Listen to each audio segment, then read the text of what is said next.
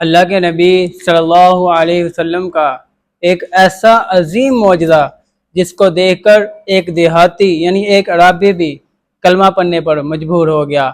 وہ معجزہ کیا تھا؟ جامعہ ترمذی کی حدیث میں آتا ہے، عبداللہ ابن عباس رضی اللہ تعالی عنہ فرماتے ہیں کہ اللہ کے نبی صلی اللہ علیہ وسلم کے پاس ایک دیہاتی آیا اور آ کر کہنے لگا کہ میں کیسے مانوں، میں کیسے جانوں کہ آپ اللہ کے سچے نبی ہیں۔ اللہ کے نبی صلی اللہ علیہ وسلم نے فرمایا، اگر میں اس کھجور کے درخت سے اس کی ٹہنی کو حکم دوں کہ میرے پاس آ جائے تو کیا تم یہ گواہی دو گے کہ میں اللہ کا سچا نبی ہوں؟ اللہ کے نبی صلی اللہ علیہ وسلم نے ٹہنی کو حکم دیا، ٹہنی کھجور کے درخت سے اتر کر اللہ کے نبی صلی اللہ علیہ وسلم کے قدموں میں آ کر گر گئی، اور پھر اسے حکم دیا کہ واپس لوٹ جاؤ۔ وہ ٹہنی پھر اپنی جگہ پر لوٹ گئی۔ جب یہ سارا واقعہ اس دیہاتی نے دیکھا تو واقعہ دیکھ کر مسلمان ہو گیا، کلمہ پڑھ لیا۔